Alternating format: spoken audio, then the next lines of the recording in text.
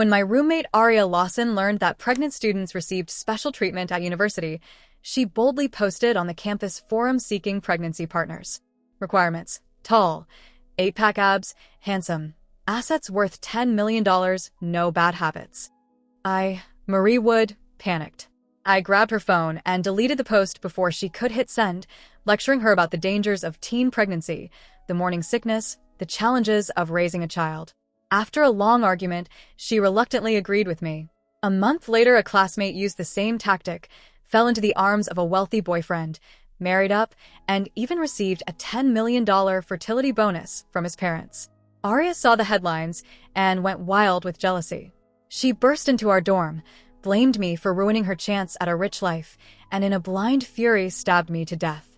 Then I woke up, back where it all began, on the day Aria first posted. Bang.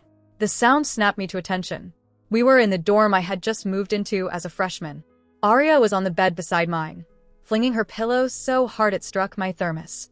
The thermos had been full of hot water, the inner liner shattered, steam, and a little puddle spreading across the desk. This is so annoying. Why do we still have fitness tests? Why are classes so early? Didn't they promise college would be different?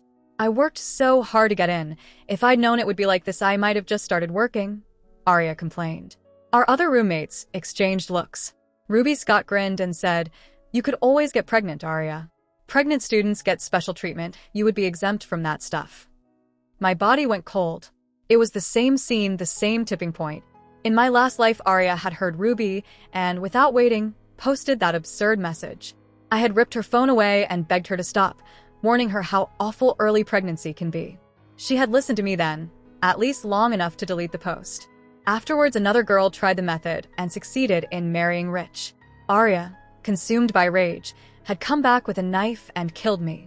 I remembered the blood, the 30 wounds, Aria's wild eyes, her accusations that it was all my fault. She had been found to have a mental illness and evaded the death penalty. I had died for nothing. Now, given a second chance, I vowed not to repeat my old mistakes. I would stop trying to police other people's choices. I promised myself I would let them live their lives. No more savior complex. Marie, what do you think? Aria asked, looking at me. In this dorm, I was the one everyone turned to for advice, the top student, the sensible one. In my previous life, I had answered with a sharp no, and that had started the chain of events. This time I forced a small, neutral smile. "Having a baby early does have its advantages," I said, keeping my voice light. "You recover faster, and by the time you graduate, the child might already be in kindergarten. It could save you a lot of trouble." Aria froze. She had always pictured me as prudish and cautious, so my words confused her. She hesitated, then said, "But childbirth is painful, and who would look after the baby?" My pulse jumped. She knew then. The reckless persona was at least partly a performance. She wasn't truly ignorant of the consequences. She just needed someone else to object so she could blame them later. I decided not to stand in her way. If she wanted to chase the dream of marrying rich, let her. If she failed, she could not pin the fault on me. "If you found a wealthy boyfriend, would you still worry about any of that?" I asked. Aria thought for a long moment, then nodded. The thought of life as a wealthy wife was intoxicating. Her eyes glittered with possibility. She grabbed her phone and, with a smug look in my direction, posted the pregnancy partner message on the forum. "Marie, you should find a rich guy too," she said, tossing the suggestion like a challenge. "What good is being book smart if you can't marry well?" I kept my focus on my books and answered flatly, "I'll pass." As the post climbed in popularity, Aria sneered, "Bookworm, I guess that's all you'll ever be." Just like in my previous life, Aria's outrageous post went viral overnight. The backlash was fierce. Students called her shameless, and before long someone had even leaked information about our dorm. Every time we stepped outside, even without Aria, we were met with whispers and hostile stares. That's them. Thinking beauty gives them a free pass. They're ruining the school's reputation. I heard one of them is even the top student. I bet she slept her way to those grades. Back then, I had managed to stop Aria before things spiraled this far. Now she had dragged not only herself, but all of us, into her mess. Ruby finally lost her patience and pulled us back to the dorm. Aria was sitting there soaking her feet, humming to herself. But the towel in her hand made me freeze. A quick glance at my shelf confirmed it. It was my face towel. The realization made my skin crawl. How many times had she done this already, while I unknowingly wiped my face with it? I stormed over, yanking the towel from her grasp. "What are you doing? Why are you using my face towel on your feet?" My voice shook with fury, but Aria didn't flinch. She actually puffed up with self-importance. "I'm pregnant now. You should feel honored I used your things. Be nice to me, and maybe I'll have my husband arrange a cleaning job for you after graduation." Half a month had passed since she first posted that ad. In that time, she'd been sneaking out at night, leaving us to cover for her. Now, it seemed she really was pregnant. She never said who the man was, only that he was wealthy, dressed in designer labels, and drove luxury cars. From her vague descriptions, the only person on campus who fit was Carter Stewart, son of the richest man in town. Her arrogance made my blood boil. "Keep your job offers. I can support myself. But that doesn't give you the right to use my things however you please." Aria sneered. "Do you know how hard it is to get a job after college? You act so high and mighty now, but when you're jobless and begging me, I won't even let my husband take pity on you." She deliberately stomped her wet foot, splashing water all over me. That was the last straw for Ruby. She planted her hands on her hips and shouted, "Enough. You clean up your own mess. Stop dragging the rest of us down. Go on the forum right now and make it clear this was your doing. Because of you, we can't even walk around campus without being insulted." Aria rolled her eyes. "Please, I'm doing this for your benefit. You're just jealous. Stop pretending you're so pure." Ruby's face flushed red. "Jealous? Don't make me laugh. We just want to focus on our studies. Don't dump your twisted thoughts on us." Aria's glare sharpened. "Keep talking like that, and I'll have my husband make sure you can't stay in this school." Ruby snapped right back. "Then bring him. Just because you're pregnant doesn't make you special. Everyone outside says you've lost all shame, and you think you're somebody now." Aria was trembling with rage, eyes brimming with spite. She grabbed her phone and stormed into the bathroom, sobbing loudly as she made a call. Her muffled voice carried through the door, shrill and grating. Ruby sat back down at her desk, seething. Camila Lewis, our quieter roommate, looked uneasy. "She's not actually with Carter, is she? We can't afford to cross him." Ruby huffed. "So what if she is? We've done nothing wrong. Why should we be afraid? We earned our place here fair and square." But the mention of Carter's name made my heart jolt. I glanced at my phone. A message from him still sat unanswered. "What time do you get out of class? I'll take you to that new restaurant." It had been sent yesterday afternoon. That's right. Carter and I had grown up together. If he had a girlfriend, wouldn't I know? Our chats were casual, and I often left him on read when I was busy. Still, with Aria flaunting her mystery man, I needed answers. So I quickly typed back, "Let's go today." His reply came within seconds, "I'll pick you up after class." When Carter's Ferrari pulled up outside the girls' dorm, everyone craned their necks to see. The windows filled with gawking faces. Ruby sighed, staring at the car. How many years would we have to work to afford something like that? Life's just not fair. Some people are born rich, others work their whole lives. Aria smoothed her flat stomach, tucked a strand of hair behind her ear, and sneered. "See? My husband's a rich kid. You poor people should learn to look. This is probably the closest any of you will ever get to something like this." Carter spotted me at the window and waved. Aria's face lit up as she waved back, too excited to hide it. I ignored her and headed for the door. At the entrance, she shoved her shoulder into me on purpose, voice sharp. "Watch where you're going, will you? If you hurt the baby, can you afford it? Don't tell me you're rushing to touch my husband's fancy car." I laughed coldly. The boldness was obscene. To avoid a bigger scene, I stepped aside and let her go first. She sashayed down the steps, then spat at me as she passed. "Smart move. You broke loser." It was ridiculous, because my family wasn't poor, I just kept a low profile. My clothes were foreign designer labels most people here didn't recognize. My father had even given me a Lamborghini for my 18th birthday. I simply hadn't driven it yet. Still, I was curious to see how long this rich fantasy act would last. Aria climbed into the passenger seat, soaking up the crowd's envy. Carter, however, was looking at the dorm entrance, not at her. When I finally reached the car, he sounded annoyed. "What took you so long? Is it so hard for me to take you to eat?" I couldn't help smiling. Carter had always trailed behind me like a shadow when we were kids. I hadn't expected him to change. Aria, sensing a crack in her story, cooed at Carter. "Honey, let's go." I know you wanted to show me off, but I'm starving.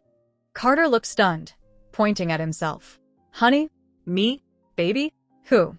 His confusion felt genuine. Whoever had been pretending before was lying. Aria blew up. Carter, you slept with me, I'm pregnant with your child, and now you deny it? She turned on me, accusing, It's that bitch Marie. She seduced you. She's pretty and smart, but you can't abandon your wife and child for her. I felt oddly unmoved.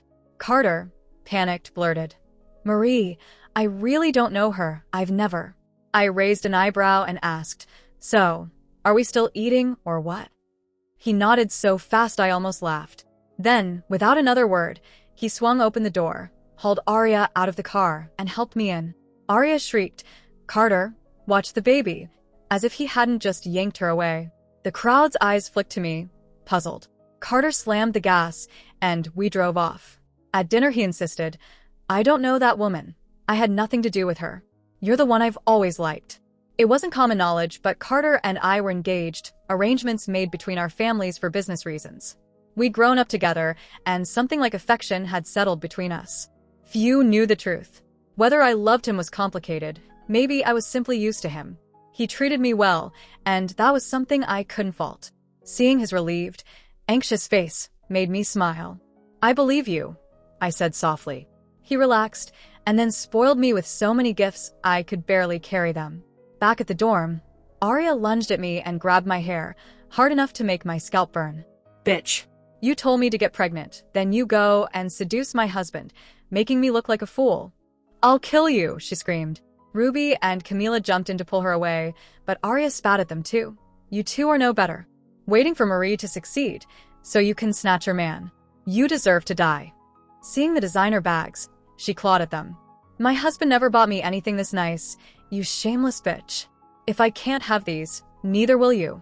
We held back, worried she might harm the baby. Aria read our restraint as guilt. She grabbed the bags, threw them into the toilet, then set them alight until they were ash. Ruby and Camila stared at me, bewildered, as if they finally wondered whether my life was as I claimed. I only shook my head. I had kept all the receipts, nearly $400,000 worth. When Aria stopped, panting, I spread the invoices in front of her. Pay me back, or I call the police. Destroying someone else's property at this value is a criminal offense. I had already confirmed Aria's supposed husband was not Carter, so I felt bold enough to confront her. Her face contorted, and she slapped me hard. I wasn't ready for it. That's my husband's money, so it's mine. How dare you ask for repayment? Shameless, she spat. If not for the pregnancy, I would have hit back. I said coolly, then let's call them. When the police arrived and heard what happened, the officers told Aria she had to compensate for the damaged items in full, or come with them to the station. She howled. Did Marie bribe you? You're taking her side. She's a broke college student. How could she afford all this unless she stole it from my husband? I'm entitled to half of what he owns. A female officer finally snapped. Do you have a marriage certificate? If not, your claim has no legal basis. Regardless, you destroyed another student's property. Aria pushed past the officers, eyes full of hatred, and stomped out, promising to find her husband. The officers wanted to follow, but I held them back. I wanted to know who she would run to, whether she'd really go to Carter.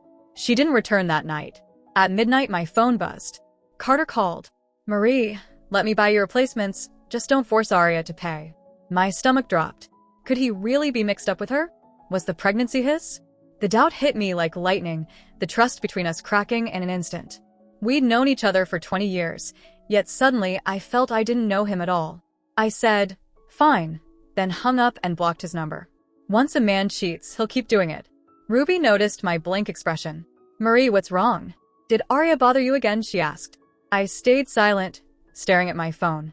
In my past life, I had stopped Aria, and none of this would have happened. This time my choices had changed everything. Things were spiraling, but one thing was certain, I would never let Aria win. The pain I had endured once, she would experience now, down to every last sting. The next day, Aria returned, smug and haughty. She stared at me with disdain. Still showing off, homewrecker? Her hand rested on her belly as she continued, I have a child in my womb, and you have nothing. Think you can compete with me? Don't forget, You owe me $400,000. I expect the full transfer tonight. I clenched my fists. Ruby stepped in. You're the one who destroyed everything, and now you're making the victim pay? What kind of logic is that? Aria sneered. What's it to you? She spent my husband's money, so of course she owes me. I burned those things to teach her a lesson, to make sure she doesn't seduce someone else's husband. Ruby froze, furious. Aria, satisfied with herself, turned back to me. Don't have the money? Fine. Kneel and apologize. Post on the forum admitting you're a shameless homewrecker, and I'll forgive the debt. Before I could respond, Camila burst in, phone in hand, voice trembling. Marie, something's wrong. The campus forum. Everyone's calling you a homewrecker, you. She froze as she saw Aria. No need to guess. This was Aria's doing. In my previous life, I thought Aria's resentment came from me delaying her rich marriage. But this time, even without interference, she attacked me relentlessly. The truth was simple. Aria had despised me from the start. Even doing nothing couldn't save me. I glared at her. Did you do this? Aria shrugged casually. You did disgusting things, afraid of gossip? I'm just showing you what happens when you cross me. My phone rang. Advisor and Murray. Her voice was careful, polite. Marie, I assume you've seen the forum. To protect the school's reputation, it's best to withdraw voluntarily. The principal is furious, and I can't sway him. Aria leaned over to listen, smirking. I hung up and laughed softly. Looks like we can't be schoolmates after all. Remember to behave when you're out there. Stop pretending to be someone's mistress. Ruby and Camila watched, concerned, but stayed silent. This school, demanding I leave without a proper investigation, wasn't worth it. I called my dad and asked him to cut the university's sponsorship. Without questions, he agreed. He trusted me. If I had been wronged, I wouldn't interfere lightly. Then I posted a new thread. I uploaded a video from middle school showing Carter and me while our families discussed our engagement. My mother had carefully recorded it at the time, knowing the importance of the occasion. Business marriages often start young, and families want stability early. The caption read, "Here's the evidence, see for yourselves." Aria saw the post and paled, muttering, "How is this possible?" The online attacks turned on her instantly. So Aria is the shameless one. She's pregnant with someone else's child. Disgusting. Suddenly, Aria's private messages flooded with abuse. What I had endured, she now faced. And that was just the beginning. I had my mother inform the Stewart family that Carter had been involved with another woman, gotten her pregnant, and that I intended to break off the engagement. Soon, Carter was shouting from downstairs, "Marie, let me explain. It's not what you think." Aria, meanwhile, staggered in disbelief. My arranged marriage with Carter, my true identity. She hadn't realized I wasn't the poor college girl she had assumed. Just then, my phone rang again, this time on speaker. Anne's humble voice trembled. "Miss Wood, I didn't realize you were from the Wood family. I shouldn't have advised you to withdraw. The principal wants to fire me. Please spare me. Don't stop the sponsorship, or the school could collapse." The school wasn't as impressive as it seemed. I'd only chosen it for its proximity to home. When I first enrolled, it had been run down. Without my family's funding, its polished appearance wouldn't exist. The desperation of so many applicants only proved that. Now, with and offending the school's biggest sponsor, the principal had no choice but to expel her. I said coldly, "I don't want to deal with this anymore either. If you're smart, resign voluntarily and stop embarrassing the school." I tossed her own words back at her, and was stunned. I hung up immediately. The three girls in the dorm stared, wide-eyed. Ruby and Camila grinned, thrilled. Aria's eyes burned with jealousy, practically shooting flames.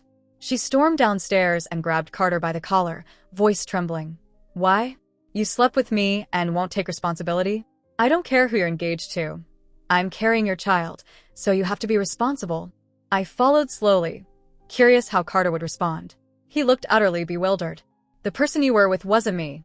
Are you sure you saw his face clearly?" Aria froze, then snapped. "It was you. That car, that day, you even have my number." She dialed his number dramatically.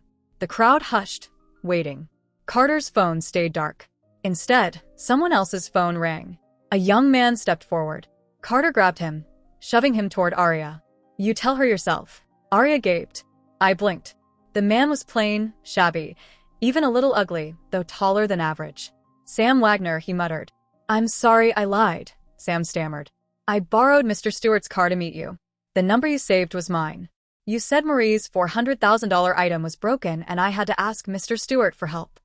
Carter tugged at my sleeve, whispering, Sam's family is poor.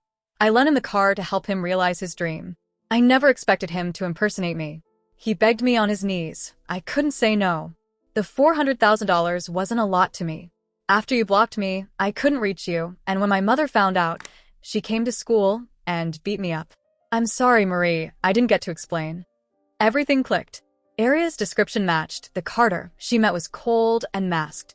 Her dreams of marrying into wealth had produced a pregnancy with a man far poorer than her. Sam stepped forward to apologize, but Aria shoved him violently. Don't touch me. How could a poor loser like you be worthy? Get away. Then she lunged at Carter, clutching his sleeve. I don't care. He's your friend, and he used your identity, but I refuse to acknowledge it. You have to marry me. Take responsibility. Carter recoiled, hands raised. Don't drag me into this. I had nothing to do with him. Stay away, I don't even know your name. Chaos erupted. Aria pursued Carter desperately, while I remained a bystander. She tripped over a stone, fell hard, blood seeping from her legs. Pale, panicked, she screamed. The baby, my baby, with Mr. Stewart. Someone help. I couldn't understand how she still believed it was Carter's child.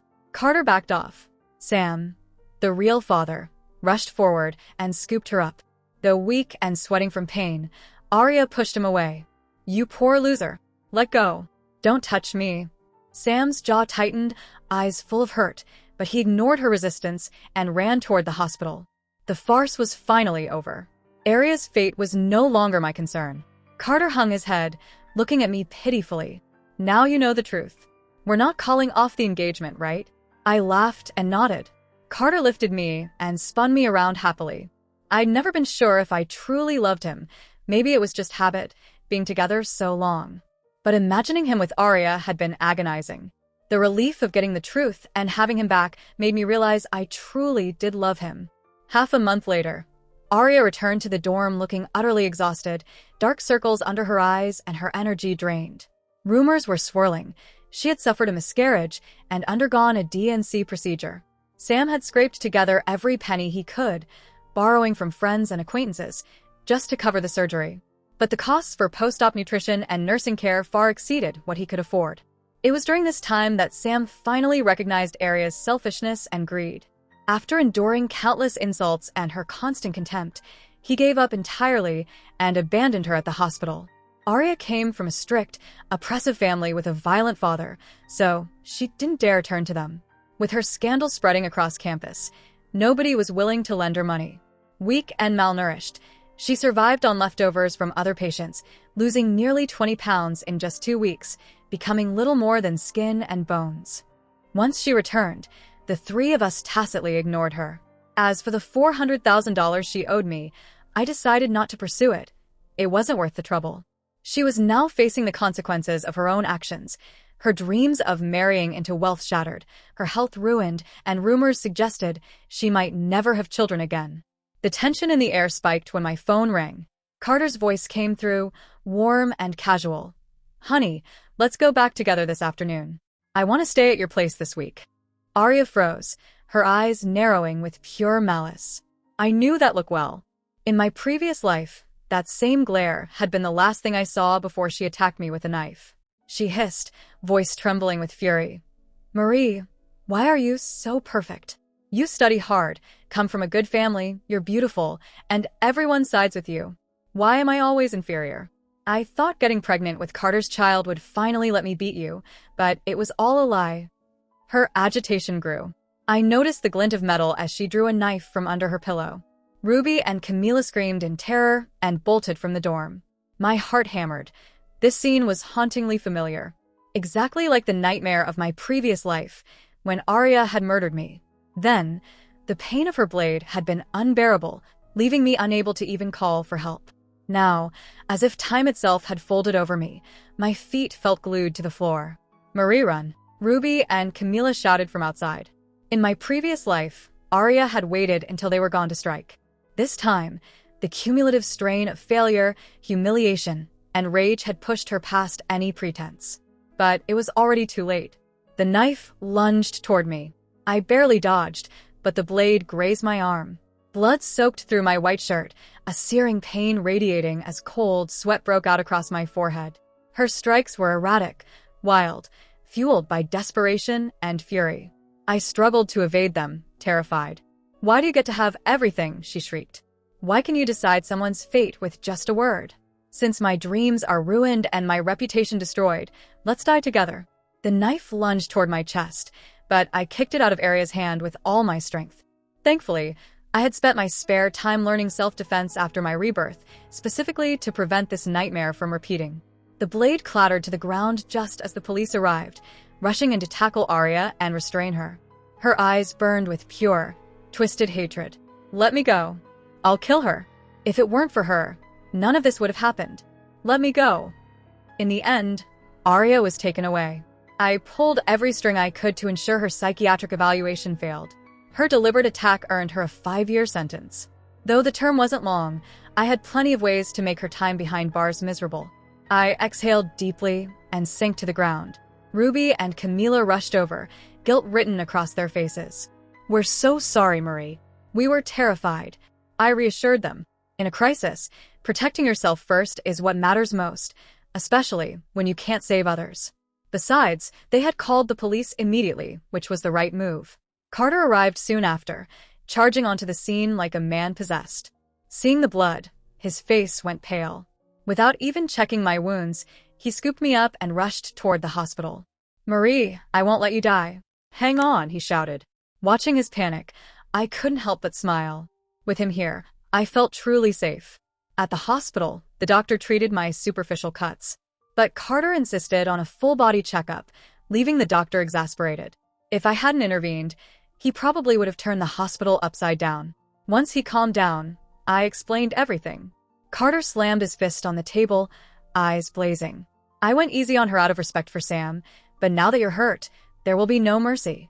With my own abilities, Aria couldn't escape punishment. With Carter's involvement, her suffering would be far worse than anything she had imagined. Following the incident, the school immediately updated its rules, banning pregnancy among enrolled students. There's a saying online, "Behind every rule lies a painful lesson."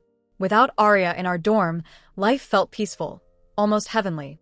When the new semester brought fresh students, the 3 of us were assigned to help with registration. As I recorded information, I heard a familiar voice.